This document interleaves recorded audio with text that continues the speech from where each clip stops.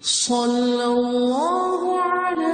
محمد صلی اللہ علیہ وسلم۔ اعوذ باللہ السمیع العلیم من الشیطان الرجیم، بسم اللہ الرحمن الرحیم، والصلاة والسلام علی رسولہ الکریم۔ ہم پچھلی دفعہ باب پڑھ رہے تھے کہ جو کوئی لہسن یا پیاز کھائے تو وہ مسجد نہ آئے، یعنی کچا لہسن یا پیاز کھا کے، وہی باب ابھی جاری ہے۔ اور اس ضمن میں آج جو حدیث ہم پڑھیں گے یہ ہے 817، اور یہ حدیث حضرت جابر بن عبداللہ رضی اللہ تعالیٰ عنہ سے روایت ہے۔ ان جابر بن عبداللہ زعم ان النبی صلی اللہ علیہ وسلم قال، کہتے ہیں نبی کریم صلی اللہ علیہ وسلم نے فرمایا، من اکل ثوما او بصلا فلیعتزلنا، کہ جس نے لہسن کھایا یا پیاز کھایا یعنی کچا تو وہ ہم سے الگ رہے، یا او قال، یا فرمایا ولیعتزل مسجدنا ولیقعد فی بیتہ،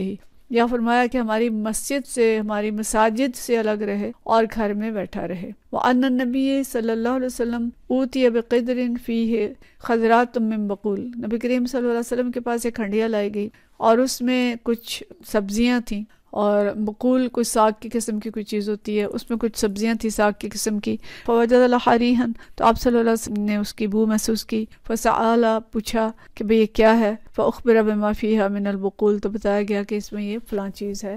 جو بھی ہے سبزی وہ ہے۔ فقال قربوها الى بعض اصحابه كان معه، تو آپ نے فرمایا کہ یہ فلاں صحابی جو ہیں، فلاں ساتھی جو ہیں، ان کے پاس لے جائیں، اکلہا، کہ وہ ان کو کھا لیں۔ فلما رآہا کرہا اکلہا، جب آپ صلی اللہ علیہ وسلم نے دیکھا کہ وہ بھی اسے کراہت کر رہے ہیں اور کھا نہیں رہے، قال کل، جو صحابی لائے تھے ان سے فرمایا کہ آپ کھا لیں۔ فإنی اناجی من لا تناجی، میں اس سے گفتگو کرتا ہوں جس سے تم نہیں کرتے، میں اس سے سرگوشی کرتا ہوں جس سے تم سرگوشی نہیں کرتے۔ اب اس سے مراد اللہ تعالیٰ بھی ہو سکتا ہے، اس سے مراد فرشتے بھی ہو سکتے ہیں، زیادہ تر جو ہے وہ فرشتے ہی کہا گیا کہ شاید آپ صلی اللہ علیہ وسلم نے کی مراد یہ تھی کہ آپ فرشتوں کے ساتھ بھی گفتگو کرتے ہیں۔ تو اس کے بعد وقال احمد بن صالح کہتے ہیں ابن وہب سے کہ اوتیہ ببدرن، کہ آپ صلی اللہ علیہ وسلم کے پاس سے ایک تھال لایا گیا تھا۔ وقال ابن وہب کہتے ہیں یعنی طبقاً فیہ خضرات، کہ ایک طباق تھا جس میں سبزیاں تھیں۔ ولم یذکر اللیث وابو سفیان عن یوسف قصۃ القدر، تو کہتے ہیں کہ ابن وہب نے کہا کہ آپ صلی اللہ علیہ وسلم کے پاس ایسا طباق لایا گیا تھا جس میں سبزیاں تھیں، اور لیث اور ابو سفیان نے یونس سے ہانڈی کا ذکر نہیں کیا۔ تو مطلب یہ ہے کہ مفہوم تو ہمیں سمجھ میں آ رہا ہے کہ ایک ہانڈی یا تھال یا طباق آپ صلی اللہ علیہ وسلم کے پاس لایا گیا جس میں سبزیاں تھیں، اور سبزیاں ایسی تھی کہ جس میں سے اسمیل آ رہی تھی، یعنی اس میں سے بدبو آ رہی تھی، کوئی بھی نوعیت اس کی جو بھی تھی، تو آپ صلی اللہ علیہ وسلم نے اس کو نہیں کھایا اور یہ فرمایا کہ فلاں صحابی کو دے دیں، تو انہوں نے بھی پسند نہیں کیا۔ تو پھر لانے والے سے آپ نے کہا کہ آپ خود کھا لیں، کہ میں نہیں کھاؤں گا اس کو، کیونکہ میں فرشتوں سے یا میں ان سے سرگوشی کرتا ہوں جن سے تم نہیں کرتے۔ تو اس کا مطلب کیا ہے کہ آپ صلی اللہ علیہ وسلم نے ایسا نہیں کہا کہ اس کو کوئی بھی نہ کھائے، ایسا فرماتے تو پھر یہ حرام ہو جاتا۔ تو چونکہ حرام تو نہیں تھا، اسے مطلقاً کھانے سے منع نہیں کیا بلکہ آگے بڑھایا، لیکن اگلے صحابی نے بھی اگر پسند نہیں کیا تو ان صحابی کو اجازت دے دی کہ آپ جا کے کھا لیں، لیکن کھا کے تو مسجد نہ آئے۔ تو کہا جاتا ہے کہ یہ حضرت ابو ایوب انصاری رضی اللہ تعالیٰ عنہ کے گھر جب آپ صلی اللہ علیہ وسلم کا قیام تھا تو اس دن حضرت ابو ایوب انصاری نے کوئی کھانا بھیجا اور اس میں لہسن کی خوشبو تھی، بدبو تھی، تو آپ صلی اللہ علیہ وسلم نے کھانا کھائے بغیر واپس بھیج دیا۔ تو حضرت ابو ایوب انصاری رضی اللہ تعالیٰ عنہ نے پھر پوچھا تو آپ نے فرمایا کہ اس میں لہسن تھا۔ تو حضرت ابو ایوب انصاری نے پوچھا کہ یا رسول اللہ کیا یہ حرام ہے؟ آپ نے فرمایا نہیں، لیکن میں اس کی بدبو کی وجہ سے اسے پسند نہیں کرتا۔ تو حضرت علی رضی اللہ تعالیٰ عنہ کا ایک قول مروی ہے کہ لہسن کھانے سے منع کیا گیا ہے، مگر پکا ہوا کھانا جو ہے وہ منع نہیں ہے، اور دوسری جگہ یہ بھی کہا گیا کہ پکا کر اس کی بو جو ہے اس کو ختم کر دو۔ تو لہسن کے علاوہ پیاز اور دوسری بھی ایسی چیزیں جن کے کھانے سے منہ میں بو آتی ہے، یہ چیزیں کھا کے مسجد میں نہیں آنا چاہیے۔ مسجد، پبلک پلیسز، دفاتر، اجتماع، کلاس روم، جہاں بھی دوسرے لوگ جمع ہوں تو وہاں پہ ایسی چیزیں کھا کے نہیں آنا چاہیے۔ اس باب کی آخری حدیث ہے 818، اور یہ حدیث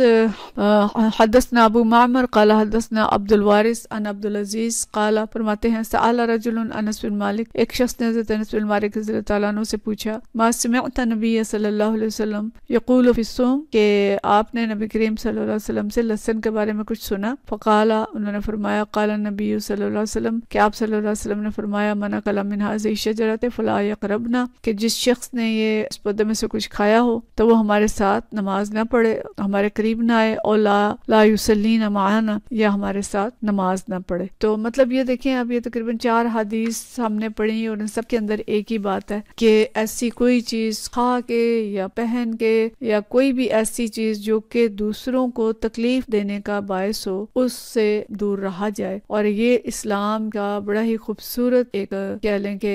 پہلو ہے کہ کس طرح سے اللہ تعالیٰ اور نبی کریم صلی اللہ علیہ وسلم پہلو کے ساتھی کے جو حق ہے اس کا بھی خیال رکھنے کا حکم دیتے ہیں کہ ہماری کسی بھی وجہ سے کسی دوسرے کو تکلیف نہ ہو۔ آج کل اس وقت جب یہ ریکارڈنگ ہو رہی ہے ہماری تو نومبر کا موسم ہے، نومبر کا مہینہ ہے جس میں قدرے سردی موسم خنک ہو چکا ہے اور کسی وقت تھوڑی گرمی بھی ہوتی ہے۔ اب اس میں 2 طرح کے لوگ ہیں، کچھ لوگ ہیں جن کو گرمی لگتی ہے، کچھ لوگ ہیں جن کو سردی لگتی ہے، اور ہمارے اجتماعات میں بھی یہ اکثر ہوتا ہے کہ کچھ لوگ گرمی والے بیٹھے ہوتے ہیں، کچھ سردی والے، تو اس میں سب ایک دوسرے کا اگر ہم خیال رکھیں، کیونکہ کل بھی 2 دن پہلے مجھے پتا چلا کہ ایک صاحب نماز پڑھنے گئے ہیں مسجد میں اور بزرگ تھے، تو ظاہر ٹھنڈ لگتی تھی، ٹھنڈ کا موسم شروع ہو چکا ہے بزرگوں کے لیے، جوانوں کو نہیں لگتی، تو جیسے ہی نماز شروع ہوئی ہے تو کوئی شخص آیا اور اس نے آ کے فل پنکھا اوپر چلا دیا اور وہیں پہ وہ بیمار ہو گئے، اور نتیجہ کیا ہوا کہ وہ اگلا پورا ہفتہ مسجد نہیں جا سکے۔ تو اس لیے یہ سب کو خیال ایک دوسرے کا رکھنا چاہیے، کوئی بھی ایسی چیز جو دوسرے کو تکلیف دے سکتی ہے اس کو اس سے بچا جائے، خواہ وہ یہ اسمیل تو بہت لطیف چیز ہے، اس کے علاوہ بہت سی چیزیں ہیں، اور ہمارا دین تو ایسا ہے کہ جو راستے میں پڑے ہوئے پتھر بھی اور کیلے کا چھلکا بھی یا کوئی بھی ایسی چیز ہے اس کو بھی راستے سے ہٹا دینے کا ہمیں حکم ہے، اور پسندیدہ بات یہ ہے کہ گزرتے ہوئے ہم ایسی چیز کو دیکھیں جو دوسروں کو تکلیف پہنچانے والی ہے تو اس کو بھی ہٹا دیں۔ تو نبی کریم صلی اللہ علیہ وسلم کی یہ جو پیاری احادیث تھی کہ مسجد اللہ کا گھر ہے، وہاں فرشتے بھی ہیں، وہاں اللہ کا ذکر بھی ہے، اور یہ یعنی ضمنی پہلو ایک یہ بھی آتا ہے کہ اللہ کا ذکر کرتے ہوئے جو ہے کوئی بھی ایسی چیز جس میں بو ہو وہ نہیں ہونی چاہیے۔ اور نبی کریم صلی اللہ علیہ وسلم کے معمولات میں پتہ چلتا ہے کہ خوشبو پسند کرتے تھے، خوشبو لگا کے مسجد جاتے تھے، جمعے کے دن خوشبو لگاتے تھے، حتیٰ کہ احرام باندھنے سے پہلے خوشبو لگاتے تھے۔ تو مقصد یہ ہے کہ مومن جو ہے اس